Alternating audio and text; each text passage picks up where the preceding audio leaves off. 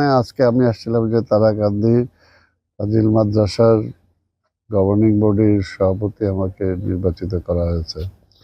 সেটার প্রথম সভা ছিল, সভা করার জন্য, এবং এই উপলক্ষে বৃক্ষরোপণ একটা কর্মসূচি ছিল।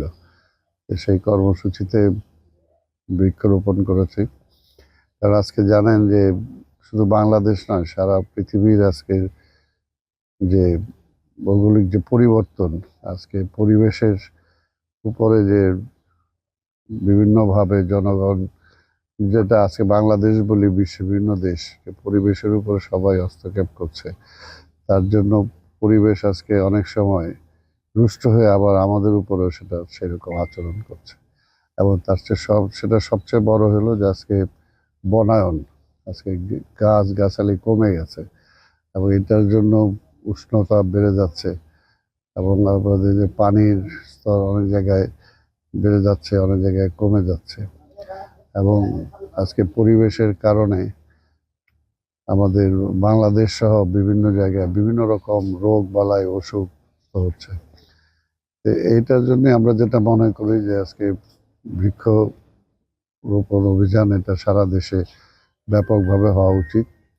পাশাপাশি আজকে যদি আবার যে বিমানটা ট্রেনিংয়ের জন্য এখানে আকাশে উড়েছিল, সেটা যদি ঢাকা শহর থেকে না হয়ে আজকে সেটা কক্সবাজার বলি বা আজকে অন্য এলাকা থেকে যদি হইতো, তাহলে হয়তো এই ধরনের ঘটনা ঘটতে না পারত।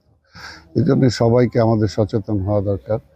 সচেতনতার পাশাপাশি আজকে এই সরকারকেও বলবো যে সরকার 1 বছর পার হয়ে গেছে, যে 1 বছরের মধ্যে তেমন কোনো পরিবর্তন জনগণ চোখে পড়ছে না। কারণ একটা ইন্টেরিয়াম গভর্নমেন্টের সাথে স্বাভাবিকভাবে কেউ অন্তত সেই লেভেলে সেই তার টাকাটা পুঁজি খাটানোর জন্য কেউ অন্তত সেফ মনে করে না। এই জন্য সব কিছু মিলিয়ে যে অবস্থা, আমরা মনে করি যে একটা নির্বাচন দরকার, একটা নির্বাচিত সরকার দরকার, একটা নির্বাচিত পার্লামেন্ট দরকার। এই সরকার, আমরা আশা করব যে আর সেদিকে কালক্ষেপণ না করে, যেহেতু ষড়যন্ত্র বিভিন্নভাবে হচ্ছে, এগুলো তার পক্ষে মোকাবেলা করা সম্ভব না একটা রাজনৈতিক সরকার ছাড়া।